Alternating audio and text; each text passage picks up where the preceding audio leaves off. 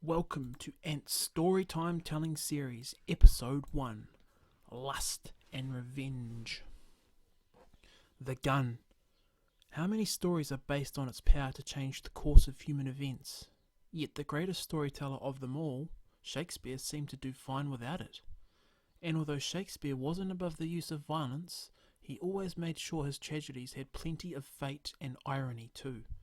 In this story, fate and irony play a major role, but with apologies to the Bard of Avon, I cannot have told it without a gun. You could always find Rachel at her computer, even during lunch break. She was my boss, we were like sisters, and there was nothing we wouldn't do for each other.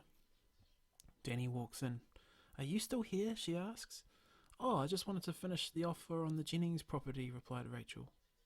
"Oh, come on, everyone else has already gone to the Valentine's Day party. I'm just going to be a couple of..." "Don't give me that," interrupted Danny. "You have an anniversary to celebrate. What did you end up getting him anyway?" Then Rachel pulled out something from her drawer. "Airline tickets," Danny said surprisingly. "Where are you going?" "Paris," Rachel replied. "We're finally going on the honeymoon." "Well, John is going to be surprised," remarked Danny. February the 14th, 1991. Remember this date. Rachel must have known something was wrong when she saw the car in the driveway. It wasn't supposed to be part of the picture. She probably shouldn't have gone inside, but she couldn't help herself, even with that police car staring her in the face. "Honey," Rachel calls. No answer. A few moments go by. "Jason," she exclaims. Again, no answer. She then looked over towards the stairs, where she noticed something peculiar. A shirt was lying on the bottom part of the stairs, as if recklessly placed there. She ascends the stairwell. She notices more and more items of clothing dropped on the ground. Rachel's husband, Jason, was a cop. He trained other cops, and he was well liked. He was in bed with his new flame. "What's wrong?" asked Jason's lover, Marielle. "I thought I heard something," said Jason. "You think it's your wife?" No, she never gets home before 6. Meanwhile, Rachel knows and begins to cry. "I'm sure I heard something," says Jason. "Let me just check it out." Jason walked over cautiously to the door, but before he could get there, Rachel beat him to it and flung the doors wide open. "Oh my God," she said. "Rachel, Get the hell out," she interrupted. "Both of you get the hell out. Just give me a chance to explain." "No! I want you out now!" Rachel looked to her right, and on the table was a gun. She quickly grabbed it and pointed it at Jason. Jason said, terrified, "Rachel, put down the gun." Meanwhile, Marielle carefully slid her hand under the pillow, points a gun she had gathered, and then screams, "Freeze! Put down your gun now," she exclaimed. "How could you do this, Jason? It's our anniversary," Rachel said, sobbing. The two ladies had guns pointing at each other, both too brave to give in to the other's demands. So it was Jason that was the game changer. He lunged towards Rachel, grabbed her gun, and in a struggle shot Rachel dead. When the gun went off, Rachel never had a chance. They said that she had died within minutes. Everyone was sure Jason got away with murder. But then one day someone decided to pay Jason a visit, somebody filled with hate and revenge. As Jason worked alone, he was the perfect target. That day, fate stepped in and took over. In my heart, I knew that one killing never justified another one. I shot a bullet into a tree which was conveniently obscuring Jason as he was mowing his lawns. The shot had missed, and Jason never even heard it. February the 14th, 1996, exactly 5 years later. John and his lover Marielle eventually got married. She never liked Rachel's tree, and so she asked Jason to cut it down, for inscribed in the tree were Jason and Rachel's initials, surrounded by a love heart. Jason starts his chainsaw, and he began to cut down the tree.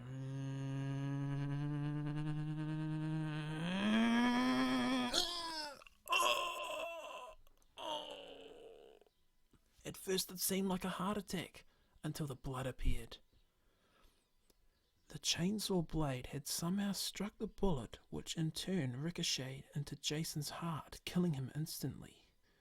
I guess fate has a funny way of evening things out. Could a bullet shot into a tree be dislodged years later to find its intended recipient? Unexploded landmines first set in World War II have gone off decades later.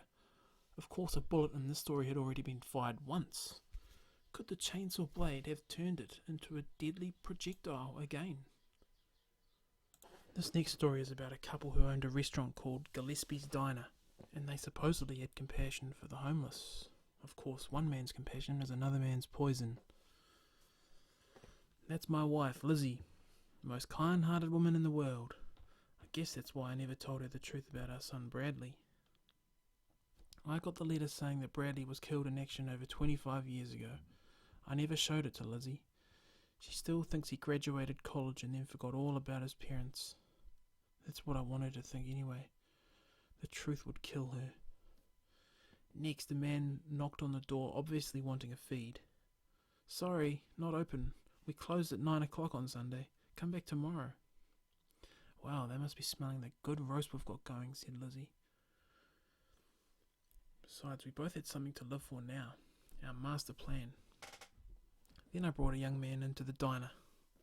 Come on, don't be afraid, I said to the homeless man.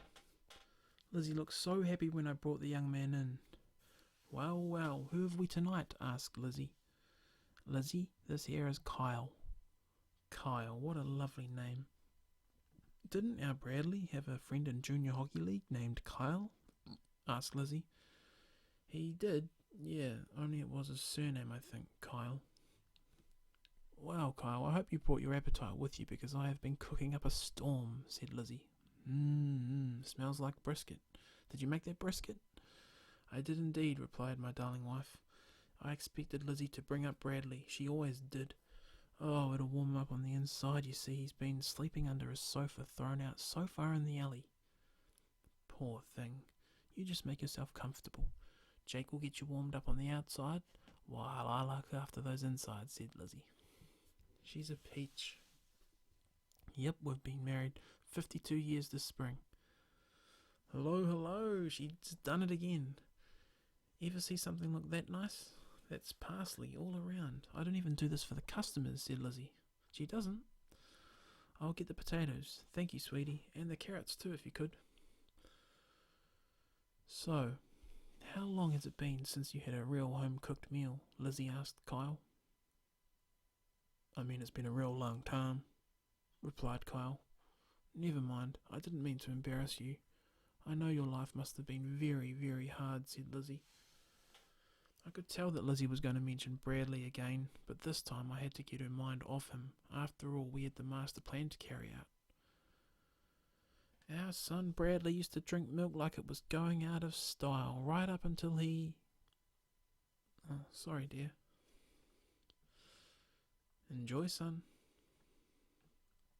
30 minutes later, Kyle had died. A police officer came in. He's dead, said Lizzie. From the looks of him, though, I say his number was up a long time ago. Now, I know you two were just being kind, but you really got to be careful. The street's not safe anymore, said the policeman. All right, officer, we'll try to be more careful. Good. Now, I'm not trying to scare you, understand, but in a way, you were lucky. Taking in strangers like this, could have been one of you that ended up in that body bag. Well, we're done here, said the policeman. Can I get you a cup of coffee? Asked Lizzie. No, I'm good. Good night, and thanks. You hear that? The officer said himself that Kyle's number was up a long time ago. I know, I just hope what we're doing isn't wrong. Taking matters into our own hands. I mean, don't you ever wonder? Asked Lizzie. Of course I do. But then I think of how we're helping them. I mean, remember Annie and Howard and Peter with those sores? Oh, those awful sores, said Lizzie. How miserable they were. And how happy they were after. Sometime later I brought another young man back. He seemed so hopeless. I couldn't wait to relieve him of his misery. Oh "Oh dear, it's too cold to be without a jacket," said Lizzie. Lizzie was so caring, no wonder I loved her so much. "Thanks. Hey, I used to have a coat just like this," said the stranger. Oh God, he was pathetic, all right. Thank goodness he came into our lives. He doesn't remember too well. "Poor dear," said Lizzie. "I got hit on the head," said the stranger. "He can't even remember his real name ever since he got beat up and landed in the hospital." "Oh my, you must have had a concussion, and the hospital didn't try to find out your identity?" asked Lizzie. "They did, but I didn't stick around." He says the needles in the IV bothered him. Our son Bradley didn't like needles either. "I'll go get the supper," said Lizzie. She's been a little touchy lately. It was his birthday yesterday, our son. It's been hard on us the way he never came back for a visit since he went off to college 25 years ago. "Something happened to him?" asked the stranger. "No, just life, I guess." "How's that dinner coming along, sweetie?" "Coming right up," said Lizzie. Approximately 30 minutes went by, and after the man finished his meal, shortly after he was dead. "Poor man, what a life he must have had," said Lizzie. "Well, if it's any consolation, his pain is finally over." The policeman inspected the dead body. Dog tags. Vietnam vet. Gillespie Bradley. I guess that letter from the government was a mistake. Bradley never died in the war. A cruel twist of fate. How ironic that the young man's mental state never let him think to check his own dog tags. The link to his past was there all along, almost like the keys we spend so much time searching, and they turn up right in our own pocket. Welcome to Ant's Storytime Telling Series, Episode 3, Elevator of Terror. Rob Naveau is away with his wife for a business seminar. He's suddenly filled with foreboding, all because of a mysterious stranger. My husband Rob always let me take care of the practical stuff, like signings up for this weekend money management seminar at this hotel. Rob was anticipating a dull 2 days, but soon Rob's imagination and a series of strange events would transform a dull 2 days into a weekend of terror. You know what I think? What? You have a phobia about making out your will. A lot of guys do. That's not it. I'm under great psychological stress, and it has absolutely everything to do with the fact that I cancelled a tee-off time for you at a course that I'm trying to get on for 3 months. That's okay. I know what a big sacrifice this is for you. But believe me, by the time this weekend is over, you are going to be thanking me. I know. "Hello, may I help you?" "Hi, reservations under Naveau." Rob looked over his shoulder and saw a well-dressed man pushing a coffin. This was the moment that it all started for Rob. "That's weird. Do they hold funerals in hotels?" "What?" "Check out the guy with the casket." I couldn't see anything even close to what Rob described. Remind me on Monday, or get your eyes checked, honey." They then took the elevator up to the 7th floor. "Okay, Spellman said that the seminar's in the conference room to the left. I think he meant left at the hallway, not left at the elevator, right?" "Yeah, loser buys dinner." "Dinner? A bet. Okay. I now know that we should have searched for the seminar together instead of splitting off in separate directions." Rob had found an empty room with just a half-open casket in the middle of it. Curious, he walked towards it. That moment Rob felt justified that he had actually seen a casket in the lobby. "That's a relief," he said. The same man he saw pushing the casket appeared from behind him. "There you are," the mysterious man said. "I'm sorry, I didn't realize someone was in here." "It's one of our deluxe models. Did you get a look? I mean, a really good look." Actually, I'm in the wrong place. Don't be so sure. Really, I'm running out of time, thank you. Well, sometimes it's later than we think. Another time. Well, that's one of the problems. So often we mistakenly think we have all the time in the world. It's very comfortable. I'm sure it is. You really should try it. Here's my card. This strange man said that he was a casket salesman. Later, I gotta go. Well, when it's time to go, you've got to go. Rob wouldn't share it with me, but after that he was certain that the man was going to cause his death. After the seminar was finished, the two prepared to step back into the elevator to go down to the ground floor. They were about to step into the elevator with 4 other people when Rob stopped his wife from stepping into it. What is it? Come on, honey. No. I thought you wanted to get a magazine from the lobby. Then the man appeared. Going down? Asked the casket salesman to Rob. Later. Let's take the stairs. Okay. What is it with you today? Moments later, the elevator malfunctioned and plunged to the ground, immediately killing the 4 people inside. News reporters said that the accident resulted in 4 deaths. Rob swore he saw a 5th person in the elevator. A strange man dressed in a dark black suit. Later we asked around. Not one person at the hotel recalled ever seeing Rob's mystery man.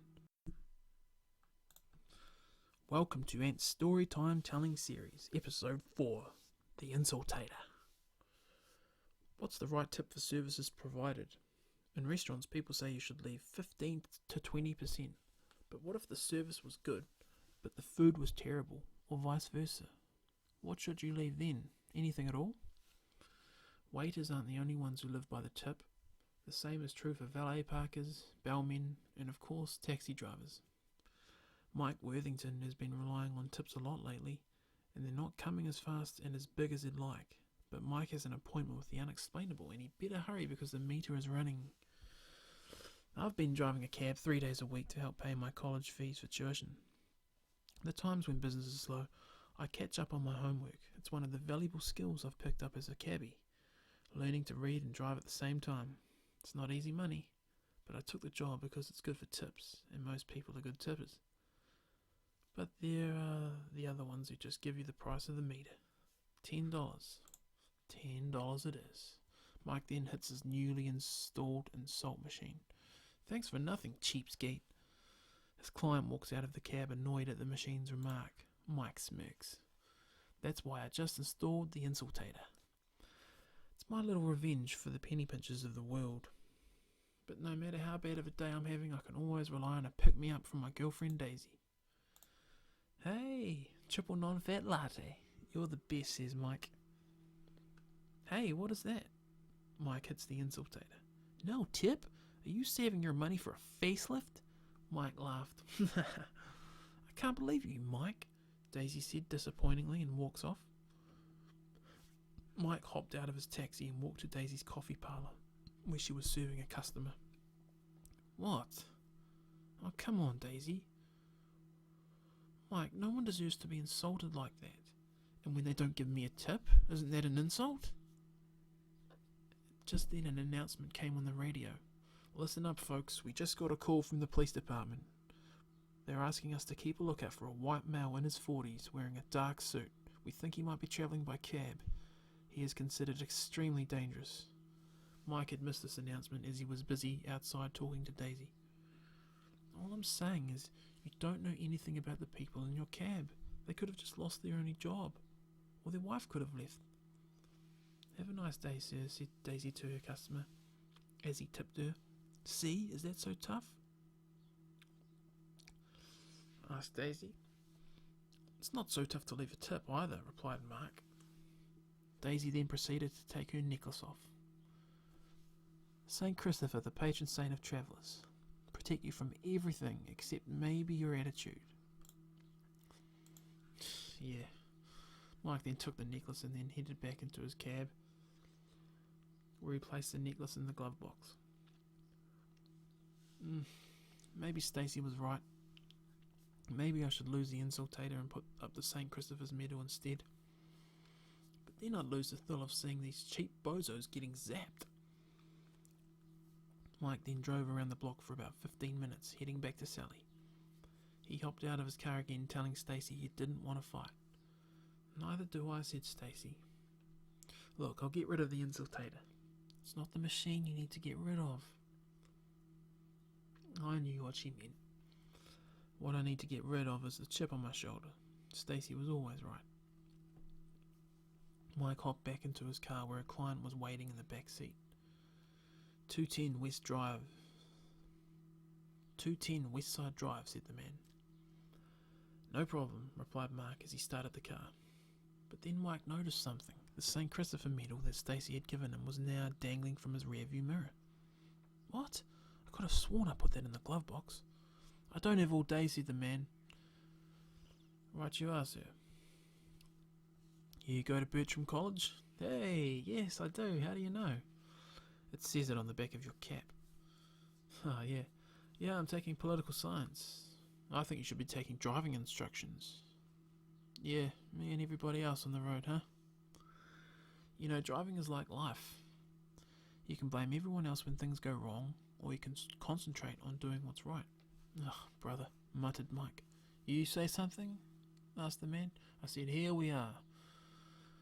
That'll be 26 even. I couldn't wait to see what the obnoxious philosopher was going to tip. I should have known exactly the price on the meter. The man could tell I was disappointed. Something wrong? Did I give you the wrong amount? Oh no, sir, you gave me just the right amount. 'Cause I hate shortchanging people. That's it. This guy deserved an insult. Mike hit the Unsought Ater. It's been a pleasure serving you. Mike couldn't believe it. That was a compliment. That was not supposed to happen. Frustrated, Mike slammed down on the Unsought Ater again. Have a wonderful day. The man laughed and said, how nice. You know, a few kind words makes everything better in this troubled world. Mike looked puzzled. He couldn't understand it. He hit it a third time as he was leaving the car. May the sun shine on you always. The man kept laughing. The man cannot have been more than 5 steps in his stride as he left the car when he was wrestled by 3 policemen and cuffed on the bonnet of the cab. We've been tracking the guy since he left the state penitentiary a couple of weeks ago. He's been on a killing spree. You're a very lucky man, was what the cop said to Mike as he was left with his mouth opened and dropping to the floor. I'll say I am, or is it more than just luck? As he gazed starstruck at the St. Christopher's medal in the rearview mirror. What's the explanation here? Why did the Unsought Ater suddenly give compliments at the exact right time? Or did Stacey somehow switch it up before Mike could notice? But then how do you explain the St. Christopher's medal mysteriously appearing on the rearview mirror when Mike had clearly put it in the glove box? Any tips for my storytelling? Welcome to Ant's Storytime Telling Series, Episode 5, Poker Justice. Alright gents, Jack's better to open, money talks, nobody walks. Here we go, read 'em and weep. You had all the bluff and bravado of poker. The game follows a serious set of rules. Some are based on fair play, some are based on superstition. Card players have a code that can't be violated. It's true today, and it was definitely true back in the days when this next story took place. The days when a loser had to pay with more than his money. Sometimes he had to pay with his life. In the rough and tumble town of Liverpool, England in the 1860s, dock workers Ned Wilson, Bill Hutchison and Ian Clayton would meet almost every day at Molly's Tavern for a lively game of draw poker. What would you be doing later on, Molly? Nothing with the likes of you, Mr. Ian Clayton, that's that. What you gonna do, Ian? You gonna fold or you gonna bet? Oh, I'm out, said Ian. I'll call you net. Read it and weep, lads. Then all of a sudden a well-dressed man with a top hat and eye patch on his left eye walked in. Well, what have we got here? You don't have room for one more, said the mysterious man. You know the game of draw poker? I do. Have a seat. Molly, get another pint. The man then emptied his bulging sack of coins onto the table. The other men had pittance compared to him. Got a name? It's John. John Cunningham. The men got on with their games, and John seemed to be cleaning the men out of their money. Soon after, John Cunningham said, "It'll cost you each 5 more shillings." "What all in? What you holding?" "Ah, you win again. You're a very good poker player, Mr. John Cunningham. Isn't he, lads?" "Yeah, he's quite good." "Maybe a little too good." As John stretched out his hand to take his winnings, Ned Wilson grabbed his arm. "Let go of me arm," said John nervously. As Ned let go, out popped a couple of aces and kings from his sleeve. Ned, understandably furious, drew his gun and shot John Cunningham dead. This man, John Cunningham, was a cheater. He got what was due him. "Come on, let's split up the money now," said Bill. "No, you can't do that. You can't split a cheater's winnings. It's bad luck," said Ned. "He's right. The money has to be won back fair and square from an honest man," said Ian. "Where are we going to find an honest man?" Ned, Ian and Bill didn't know many honest men. In fact, they could only think of one place where there might be one, in a secluded monastery in Merseyside. "What's your name, son?" "Arthur, sir." "Looks like an honest sort, doesn't he, lads?" "Do you know how to play poker, Arthur?" "A little bit, but I have no money to play." "That's all right, lad. Me and my mates, we've got a proposition for you." They gave the young man John Cunningham's winnings with the plan of taking it all back from him. It seemed foolproof, since the boy knew very little about the game of poker. "Your bet, Arthur." "I'm just not sure what to do." "We'll do something. We haven't got all day," said Ian. "All right, then I'll bet 2 shillings, said Arthur with a hint of apprehension. 2 shillings, right. How many cards you want?" "How many can I take?" "As many as you like," said Ned. "Can I take 5? "Yeah, 5's good." "I'll stand," said Bill. "Me too," said Ian. "Yeah, I'll take 1. "All right, Arthur, what have you got?" "I believe it's called a royal flush." Instead of losing, young Arthur kept adding to the winnings of John Cunningham. Arthur kept winning round after round. "Another full house," said Ned, very agitated. "I know, I've never been so lucky in my whole life," said Arthur. "I'm through," said Ian. "Me too, he's cleaned me out," said Bill. "It makes no sense. He never plays poker and he beat us like he did. How'd you do it? You were cheating, weren't you?" said Ned as he grabbed Arthur by the scruff of his neck. "No, I swear, I don't know how it happened." "Hey, take it easy. The lad didn't cheat. We lost," said Ian. "We lost, that's all there is to it." "I thought you said you didn't know how to play poker that well," said Ned. "I don't.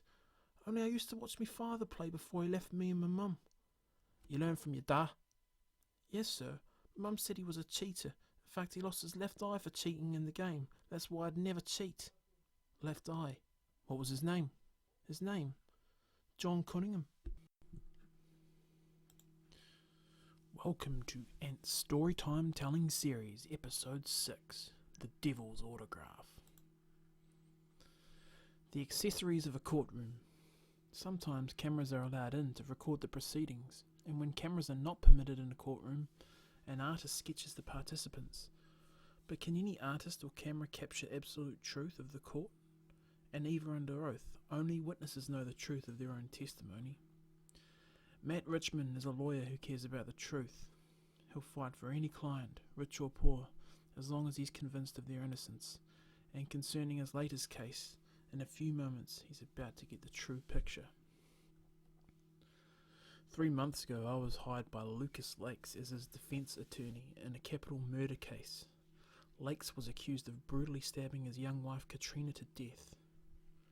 "What do you think?" asked Lakes. "I don't know, I couldn't read it." "Have faith," I said. I liked Lakes from the first day I met him. He had an easy charm that was hard to resist. The prosecution presented a strong case of a jealous husband who murdered his wife in a fit of rage. Lakes swore he was asleep in the bedroom when his wife Katrina was surprised by an intruder who viciously stabbed her to death. Katrina's parents, Doug and Beverly Weeks, came to the trial every day. They were certain Lakes was guilty. I was certain he was innocent.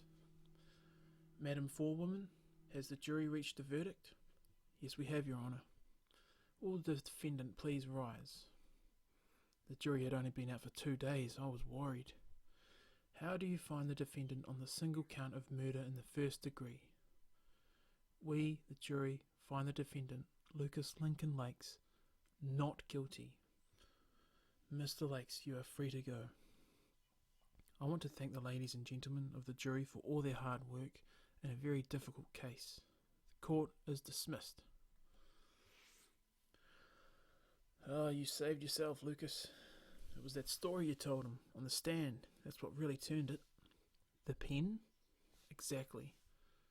I said how about this was the last gift my dear Katrina gave me, how I would cherish it for the rest of my life, said Lakes. I saw the jury's face as you moved them all. It was obvious that you loved her very much, I said. Did it really come across that way? Because I didn't love that slut, said Lucas. What did you say? Katrina was sleeping with everyone in town. I know she was. I could feel it. I could see it on her face. I could smell it on her clothes. I got a confession to make. There was no intruder. I killed her. It'll be our little secret. Oh, and in case you're thinking about talking, just remember, double jeopardy. I can't be tried again. I don't believe this, I said alarmingly. Well, believe it. I want you to have this to remember me by. Lakes then gave me the pen. Along with that fat check you're going to get. You're a genius. I couldn't think straight. What had I done? Lakes was out minutes later talking to the press. Well, this has been a very trying ordeal for me and for Katrina's parents. I want you all to think about this.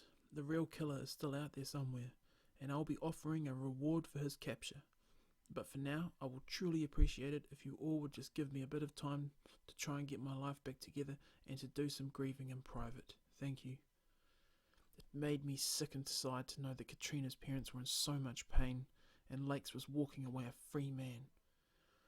Then for some reason I suddenly remembered the pen. It disgusted me to touch it. I didn't want anywhere near me. All I could think about was getting it back to him. Mr. Lakes. Yeah? I don't want your pen. I don't want anything of yours. Well, suit yourself. You just passed up a $1,500 pen. Yeah? Well, you keep it. You're going to need it to get the devil's autograph. The devil's autograph? That's a good one. That's funny. As he turned to go into the elevator malfunctioned and Mr. Lakes tripped and wouldn't get back up. It was the strangest thing I'd ever seen. Somehow, in the fall, the pen had penetrated his chest and pierced his heart. Lucas Lakes was dead. What caused this elevator to malfunction at that particular time? They'd never done that before or after. And how do you explain the pen being the instrument of Lucas Lakes' death? Was it just mere happenstance? Or were the fates at play here? Welcome to Ant's Storytime Telling Series, Episode 7, Outlaws. The romance of the trail, the notion of the cowboys riding into the sunset. It's always been heroic freedom to most Americans, but not everyone in the Old West lived an adventurous life. A good many of them, like Zerelda Hart, struggled to get by, barely making ends meet. She lives alone in her tiny cabin, sometimes not seeing another soul for weeks at a time until one fateful night. The year was 1870, and Zerelda Hart had been living alone ever since the passing of her husband Cleveland. Zerelda's cabin was located in the remote hills of northern Missouri. That had been a hard and lonely life for Zerelda, but she remained a charitable and decent person. Then in the midst of a storm she heard a knock at the door. Her nearest neighbours were over 40 miles away. She seldom had visitors, especially on a cold, rainy night. The harsh banging on her door began. She opened the door and two staunch-looking cowboys loomed over her. "My lord, you boys must be soaked to the bone." "We are, ma'am. We've been riding for a long time. We'd truly appreciate it if we might come in and sit for a spell by your fire. Please do. Come right in. Get yourselves out of the cold. You all alone here, ma'am? Asked one of the strangers. Yes, I am. My husband Cleveland took sick and died 2 years ago. Don't you have no kids to help you out? No, we never had children. It was just Cleveland and myself. Oh, that's too bad. It's tough being a woman all alone, especially way out here in the middle of nowhere. My name's Zerelda Hart. The two mysterious men took off their hats and greeted her. It's a pleasure to make your acquaintance, ma'am. What you doing there, ma'am? Zerelda reached for her chest filled with Cleveland's old clothes as one of the outlaws also reached for his gun just in case she was going to make a move. These were Cleveland's. Get yourselves out of those wet clothes before you catch your death of cold. They might not fit you very well, but at least they're dry. Well, thank you kindly. You can keep them. I have no use for them anymore. I bet you're hungry. You've been kind enough, ma'am. I don't want you to go to any more trouble now. I sure could stand to eat something, though, said the other cowboy. I've got some soup on the stove. She sure is nice. She kind of reminds me of Ma. Your brothers? No, ma'am. He means his ma. Oh. Zerelda couldn't quite figure out the two strangers. She wondered who they were, and why they seemed so secretive. The men then finished their soup and lay on the floor at Zerelda's feet, next to the warm fire, having a conversation with her before they nodded off to sleep. Where are you boys headed? Home. You been away for a spell? Asked Zerelda. A spell? How about you? How long have you lived in this place? 20 years, ever since Cleveland built it. I've had a lot of happy days. My memories are all good. It was at this moment Zerelda began to cry. What's wrong? Asked one of the strangers. We never had much money, but after Cleveland passed, things got really bad, and I had to borrow $900 from the Davis Savings Bank in Gallatin just to get by. I put up the house and land as collateral, and now that note's come due.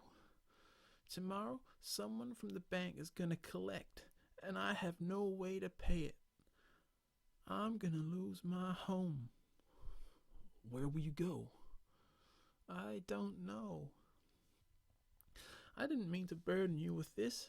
There's nothing anybody can do. Why don't you get some sleep? Then I'll get up and fix you breakfast in the morning. When Zerelda got up the next morning, the only thing on her mind was the foreclosure of her home. She was sorry to see that the two strangers were gone. She never even found out who they were, and then she saw it. Left on her table were 9 $100 bills, along with a note. Dear Miss Zerelda, we thank you for your kindness to us. We thought you could use this. Make sure you ask the banker for a receipt. Needless to say, Zerelda was awestruck and overcome with joy at the stranger's generosity. Several hours later, the man from the bank arrived with the foreclosure papers, ready to be signed. Miss Zerelda Hart, J.T. Burnham from the Davis Savings Bank. Yes, I've been expecting you. J.T. Burnham was a man who was trained in counting money. There was no doubt that he was holding $900 in his hand.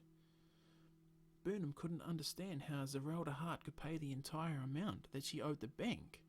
He found it equally odd that it was all in $100 bills. But the thing that really surprised him is when she insisted on a receipt. He reluctantly gave her one, but he was puzzled as to why she made such a point. Shortly after he departed from Zerelda's residence, J.T. Burnham was ambushed. It was the two outlaws. Hand over your money sack now. I have no money. And a gunshot in the air. Pow! All right, don't shoot. You boys are going to get into a lot of trouble for this. They're going to put a price on your head. We already got a price on our heads. You can tell your friends. You was just robbed by Frank and Jesse James. So Frank and Jesse James, they really played the part of Robin Hood for Zerelda Hart. It's hard to imagine, but the plight of the helpless old lady may have actually touched the cold stone hearts of the West's most notorious outlaws.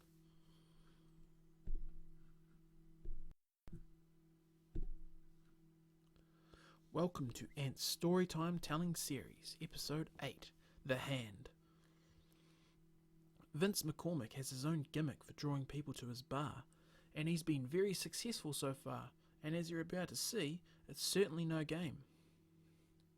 I own the Bloody Hand Bar in the Gastown district in Vancouver for the past 25 years. There were the regulars, and always a few tourists that came in curious, and in walked a man I'd never seen before. "Welcome to the Bloody Hand. What can I get you?" "I'll have a beer," said the stranger. Whenever a new customer came in, I'd signal to Billy. He knew what to do. A mechanical hand was in a jar. "So, what's the deal with the hand?" asked the stranger. "Oh, you've never heard the story before, huh? About 20 years ago, a beautiful young girl was murdered in the alley just behind the bar. All they found was her bloody hand." "Really?" "People kept coming in asking about the murder, so I finally changed the name of the bar. We even have a drink called the Bloody Hand. Do you want to try it?" "I'll just stick with this, thanks." I can see out of the corner of my eye he was in the back doing his thing. "It's moving," said the stranger. Then the mechanical bloody hand in the jar started tapping. "Why is this thing pointing at me?" "Really? It's pointing at you?" "Yeah, look at it." I can tell this guy was in no mood for jokes. "Oh, that's just Billy. He works a hand with the joystick in the back room. Customers love it, get a real kick out of it." The hand was pointing at the stranger. "Well, I don't like it. Tell him to point it at somebody else." "Sure, no problem." Whatever was bothering this guy, I didn't want to push it. "Hey Billy, stop pointing the hand at the guy with the blue peacoat. He can't take the joke." I'd seen lots of guys like him in my day, going through something they can't talk about. It's best to just let him be. I thought the guy would have a few and leave, but he hung out, even signed up for pool. Of course the guys got wind of how weird he was, and boy did they let him know about it. "Hey buddy, you're next." The guy started laughing at him. "What's so funny?" "You're being followed." Bartender! Bartender! I told you I didn't want that thing pointing at me." "Chill, pal. I'm sorry." "Hey Billy, quit goofing around. Stop pointing the finger at the guy in the blue peacoat." "Don't worry, it won't happen again, I promise." But the finger kept pointing his way and tapping the jar. "Stop laughing, it's not funny. I'm warning you, bartender, you better make that thing stop." "Calm down, you're getting all worked up over nothing." "It's not nothing. I told you I don't like it. And that guy in the back is going to be real sorry if you don't cut it out right now." "Okay, Vince," Kegs tapped. "Billy, you've got to stop messing with the hand." "I don't know what you're talking about. After you told me to stop, I stopped." "Well, who's been working it?" "I don't know. I've been down in the cellar changing the keg." Next thing, the man charged up to the jar. "What are you trying to pull?" "Nothing. It never did this before, I swear." "Turn it off." "I said turn it off." And the next thing he did was smash the jar with this pull cue, and out came the mechanical hand. No, you set me up. You set me up." "What are you talking about? You knew it was me as soon as I walked in." "Hey, take it easy." "She was trouble. She deserved to die." Then out came a switchblade knife. Whoa, what are you doing?" "Rush me? Do it. I'll kill you all. I'll kill you all." Suddenly he was stopped by the other drinkers. "I'll call the police." And they arrested the drifter. His name was Norris Glover. Later that night, he confessed that he was the one who murdered that young woman 20 years ago. He told them that he dismembered the body. All he left behind was the bloody hand. Welcome to Ant's Storytime Telling Series, Episode 9, followed by Fire. Many say that fire is man's first great discovery. For centuries it has allowed us to cook our food, heat our dwellings, and light our pathways. And everything that has been invented since either relies on fire or imitates it. But fire is inspiring something else in the lives of Stuart and Laura Freeland. The destruction of their security And when we cannot control our own safety, then all we have left are the fires of fear. Detective Harold Peters had been a cop for over 20 years. He has seen more than he cares to remember, but the only cases that keep him up at night are cases like this. That's why he's here today, searching through the rubble for answers.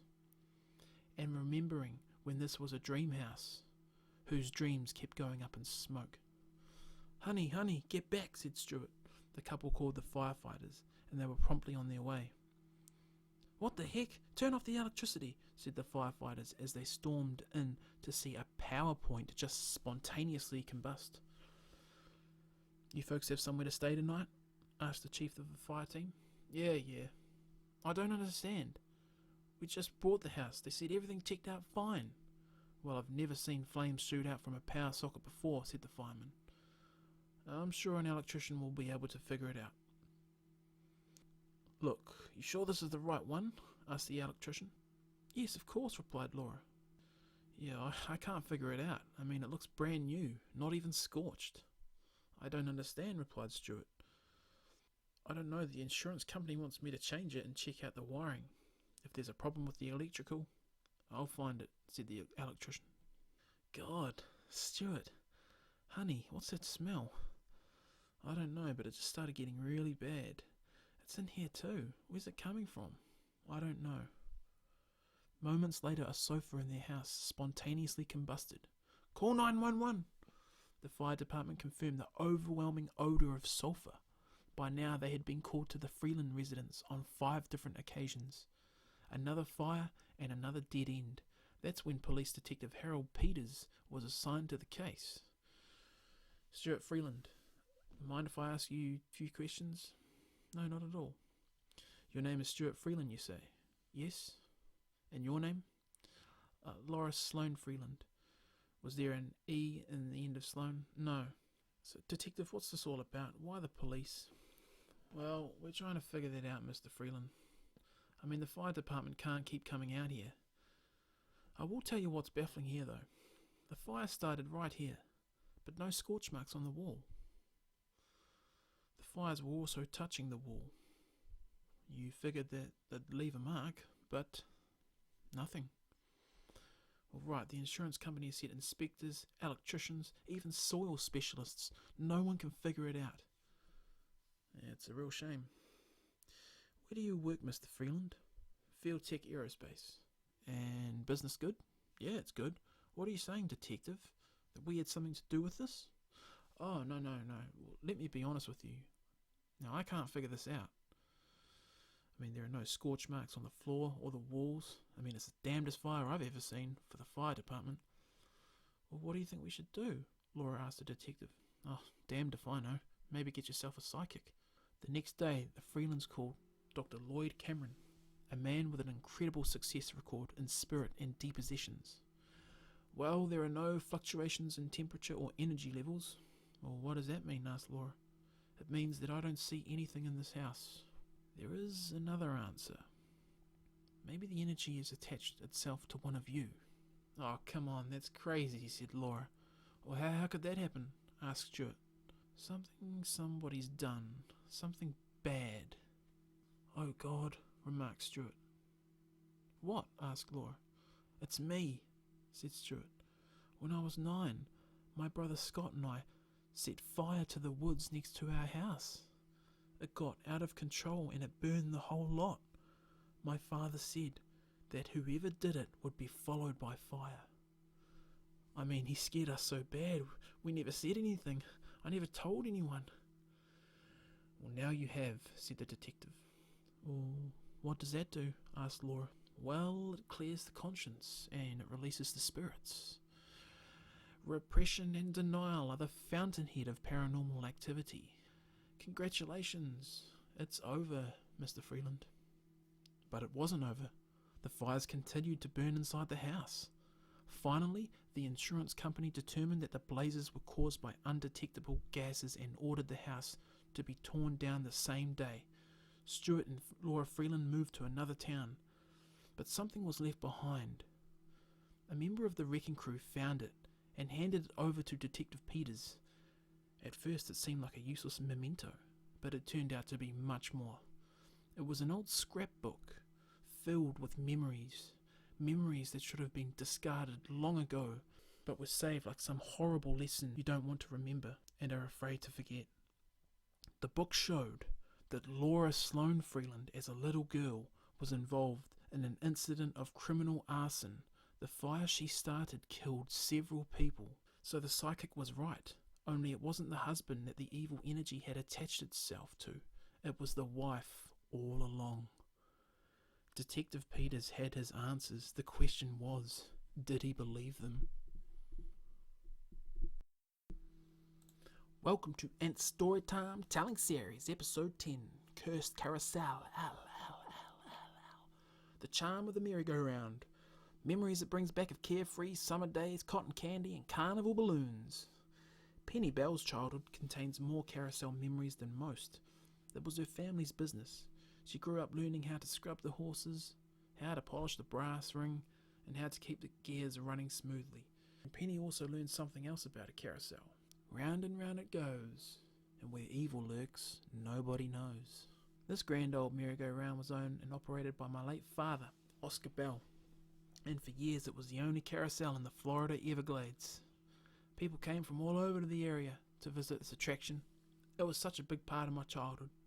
I'll never forget the first time my daddy lifted me onto one of the carved ponies. I was a baby. But now, 23 years later, he's left it all to me in his will.